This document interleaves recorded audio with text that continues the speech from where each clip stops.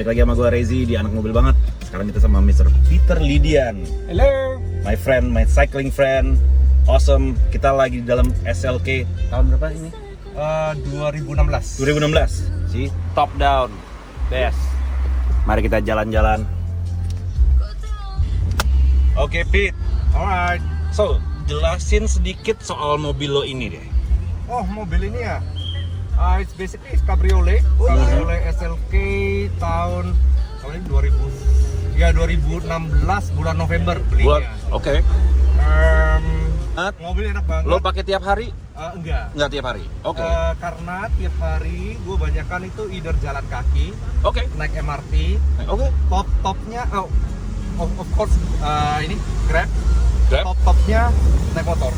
Naik motor. Oke. Naik motor. Kantor dekat, tinggal jalan kaki nyampe kantor. Ah, nice. Kenapa gue beli ini? Karena gue pikir dalam prakteknya ya, kebanyakan kita nyetir itu sendirian kok. Iya sih. Oke. So, ya why not? Why not? Oh, I love speed dalam berbagai format. Oke. So, gue punya sepeda jelas. Harus hidup sepeda. Ya. So, sepeda, bermacam-macam sepeda. Motor, gue seneng motor dari dulu. Oke. Dari kecil dulu bawanya main motor. So, main motor, apalagi mainannya? That's pretty much it. Sangat sederhana sih. Itu ada koleksi apa mungkin? Gak ada dulu sekali, itu koleksi miniatur figurine. Jadi diorama set, Battle of Waterloo, Battle of ini macam-macam dulu in the past. Tapi makan tempat. Oh. Gue pernah bikin setnya, diorama setnya Sekigahara. So this pretty nice. Makan tempat itu like waktu pindah ke apartemen ini kan hidupnya mesti lebih ini ya, simplified ya. So I took it out. Oh, oke. Jadi nggak ada koleksi apa-apa sih. Ada lagi ya. Buku koleksinya. Buku. Iya. Yeah, that's a good investment. Always good investment. Always good investment. Always good investment. Baca buku. Tidak pernah salah. Tidak pernah salah. Profesi lo apa? Profesi gue ya. So anak teknologi sudah puluhan tahun. Dari pertama di teknologi, mulai dari sistem integrasi bermacam-macam sih, mulai dari multinational company, pernah tugas di regional, cover Vietnam, Indonesia of course, Philippines. Yang menarik adalah Pakistan dan Afghanistan, negara-negara dalam konflik. So pernah ke sana juga. Waktu zamannya Pervez Musharraf. So that's cool. Terus karena teknologi itu membawa gue kemana-mana sih. Oke. Ya dari teknologi, terus beberapa tahun kemarin gue pikir, startup itu kan menarik sekali ya. I always fascinated dengan cara orang itu generate value itu dari startup, tapi nggak ngerti caranya. Cara belajar paling cepat adalah terjun. Jadi masuklah gue bikin fintech, financial technology. Oke. Kan kita mau drive dari kiri kanan ini. Sekarang aja. Ya. Ini kan kita mau drive ini kan, mau drive financial inclusion kan. So the startup running pretty well. Dan terakhir gue juga fascinated dengan FMCG, fast moving consumer good, dan dunia media. Nah itu 3 industri terbesar di Indonesia by the way, financials, FMCG, dan kemudian media. Nah kalau bicara konteks media sosial kan menarik sekali ya, menggantikan media-media klasik. So ya, dan sekarang gue itu lebih melanjutkan, gue punya karir ke arah sosial media. Belajar, ceritanya belajar nih. I think social media is a new way buat orang untuk connect dan berkomunikasi ya. Kalau kita lihat interaksi sosial media itu berevolusi sendiri, ya kan? Nah itu sosial media. Terus kita juga lihat dari sisi messaging juga berevolusi cepat sekali. Nah semua fungsi itu terintegrasi. So future is bright.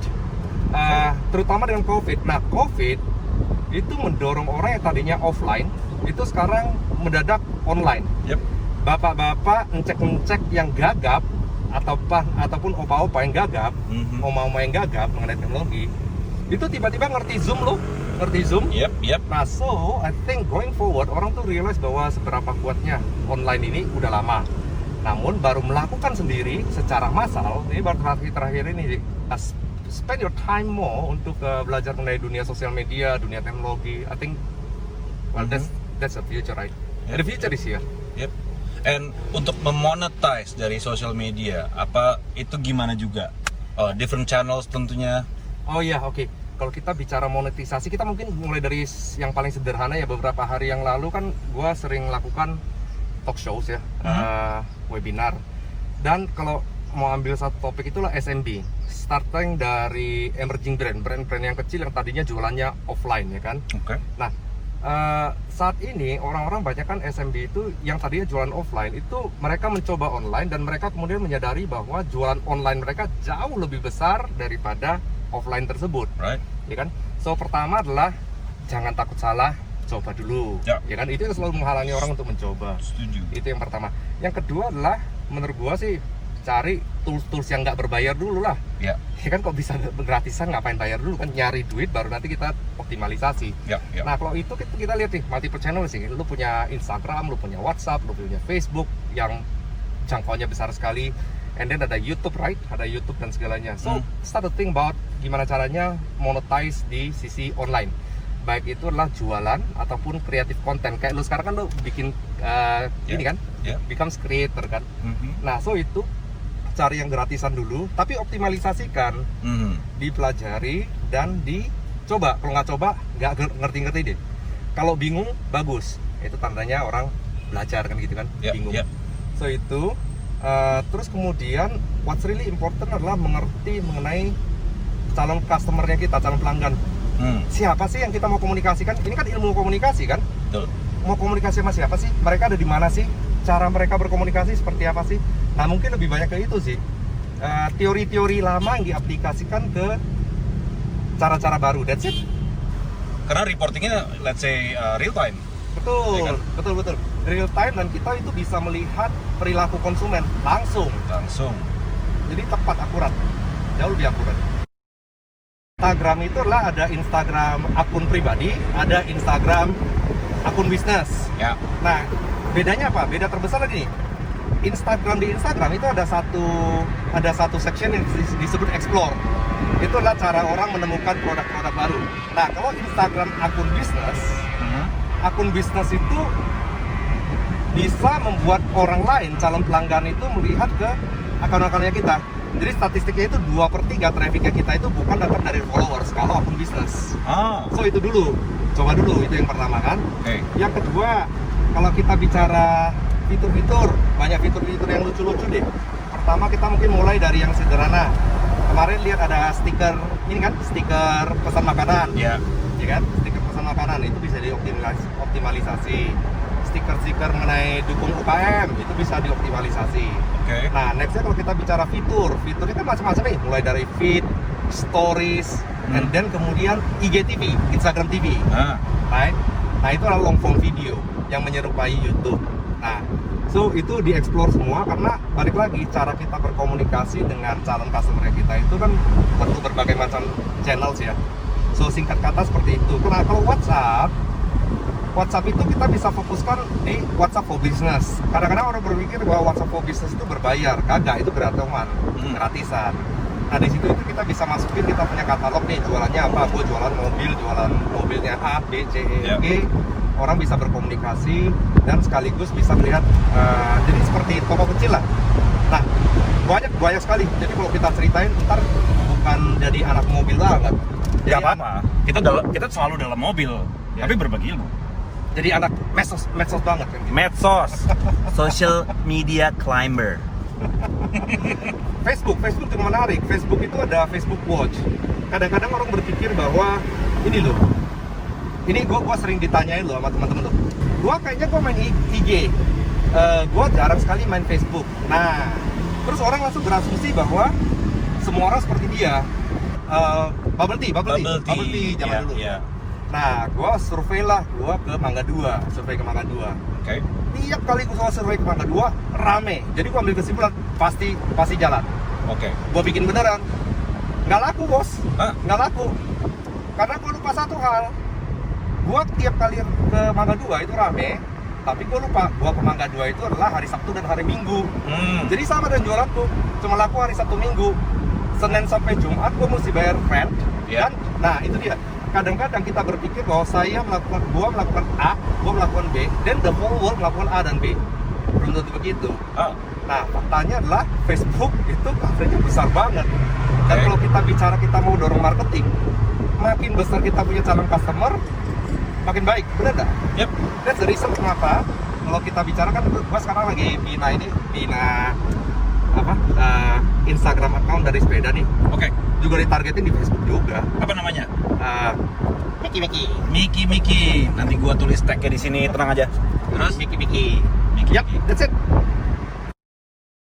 Nah, menurut gua nih gini loh. Pertama adalah berani mencoba dulu. Jadi ada dua. Jadi kalau kita bicara mengenai social media creator itu kan memang udah jago ya. Jadi udah nggak gaptek. Nah, untuk yang itu adalah explore terus dari sisi kreativitasnya, explore multiple channels. Bagaimana caranya supaya bisa meng-hedge dari existing business kan, itu untuk yang sudah nggak gaptek. Oke. Selalu ada teknologi yang relevan. Pikirkan itu. Nah, tapi kebanyakan sih sebenarnya mau cerita kepada teman-teman yang belum terbiasa dengan bisnis online nih. Oke. Tidak ada saat yang lebih tepat untuk memulai bisnis daripada kemarin. Kalau ditanya harusnya kapan mulai, ya kemarin, bukan sekarang, ya kan? So start dulu, jangan takut, explore. Balik lagi, kalau kita nggak pernah lakukan, kita nggak pernah tahu. Nah, ini yang bikin gua kaget ya. Jadi beberapa waktu yang lalu, gua kan sering lihat data-data yang ada di negara-negara maju berkembang. Bahkan negara-negara di sekitar Asia Selatan, Asia Tenggara juga. Jadi jumlah SMB yang memanfaatkan digital marketing dan semuanya itu, Indonesia itu orang tahu, tapi banyak loh yang nggak pakai loh. Which is I'm surprised. Oke. Jadi kalau kita lihat negara lain yang tahu banyak, yang pakai banyak untuk berdagang, untuk melakukan aktivitas produktif, ya kan? Dan kalau dilihat di Indonesia orang tahu banyak, tapi nggak banyak yang melakukan. Jadi kesimpulanku adalah nggak berani nyoba. Jadi coba dulu. Nah, sosial media itu bisa digunakan jauh lebih produktif daripada hanya untuk update status, chat sama teman, which is itu menyenangkan ya. Itu menyenangkan. Tapi coba explore sesuatu hal baru setiap hari. Ada hal yang baru setiap hari, itu akan menyenangkan. Jadi kalau kita bicara mengenai potensi Indonesia, itu luar biasa besar. Namun gue udah capek dengar potensi, mari direalisasikan kan gitu kan ya. Setuju. Nah, itu dia. Nah, kalau kita bicara kreativitas, banyak angle dong. Contoh, Indonesia inilah negara dengan penduduk muslim terbesar. Yep. Kita itu sebenarnya kalau kita berpikir kreatif, bisa menjadi trendsetter loh. Yep. Gimana caranya hijab yang kita punya itu bisa dijual di luar daripada Indonesia aja. Yep. Ekspor ke Brunei, ke Pakistan, Afghanistan, dan sebagainya. So, negara-negara Afrika. So, think about it. So, that's one thing. Jadi, keterbatasan kita itu ada di imajinasi aja, Res. Yep. Nih, so kalau kita bicara ini ya, orang sering menuding, suka menuding. Oh, pemerintah itu mengenai regulasi. Perspektifku gini loh, mari kita lihat sebagai sesuatu yang natural. Pertanyaan pertama, ini kan judulnya anak mobil banget kan? Anak mobil banget kan? Pertanyaan, yang nyetir mobil pertama punya SIM nggak? Kagak. Siap sih. Kagak. Karena kenapa? Siklusnya siklus yang natural. Inovasi akan mendorong adanya bisnis. Bisnis, karena bisnis itu akan mendorong keruwetan. Begitu ada keruwetan, baru didorong regulasi. Jadi flow-nya seperti itu, nggak pernah flow-nya terbalik. Jadi, nah, kalau kita bicara teknologi kan inovasi baru, sesuatu yang baru. Jelas akan menabrak dengan peraturan-peraturan yang dibuat dengan konteks lama. Jelas itu. Nah, government-nya kita menurut gua sih keren. Government-nya kita itu sebenarnya looking forward, selalu look forward dan ke depan, selalu melihat ke depan. Produksi hukum seperti apa, produk regulasi seperti apa yang mesti dibuat, tentunya dengan mengimbangi dengan kejadian yang ada kan sekarang ini ya. Jadi so that's about regulation. So we need to keep on push and align. Hanya begitulah dunia kita dibuat kan. Teknologi mendrive bisnis akan mendrive regulasi. Regulasi setelah itu baru mendrive pendidikan. Pendidikan secara massal kan.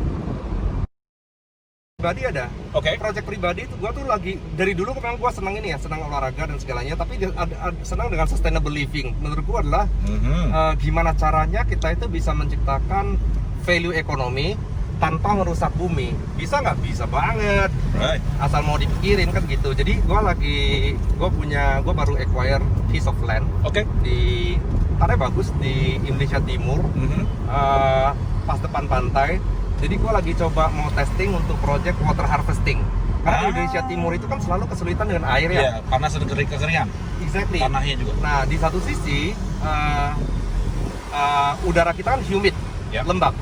Jadi gimana caranya kita bisa menghasilkan air dari udara Ya. dan dengan alat-alat sederhana, alat-alat yang bisa dimiliki oleh orang kampung. Contohnya, kalau bisa pakai bambu aja kan gitu kan. Ya. Nah, kalau itu bisa, semua orang kan bisa lebih makmur. Ya. Gitu ya. Betul. So itu terus aku juga lagi liatin gimana caranya, belum ketemu ini jawabannya, waste management. Waste Management yang sifatnya itu again Sustainable. sustainable. Ya, those kind of projects Oh, basically nice. what's running in my head now. Ah, Oke, Waraka Towers itu kalau nggak salah, gue lupa ini project ini di-fund oleh siapa. Yang pasti ada organisasinya Waraka. Nah, dia itu membuat persis yang seperti gue bilang tadi. Mereka itu di-fund dari berbagai macam orang. Kalau nggak salah, Bill Gates and Melinda Foundation juga masuk ke situ deh. Kalau nggak salah ya.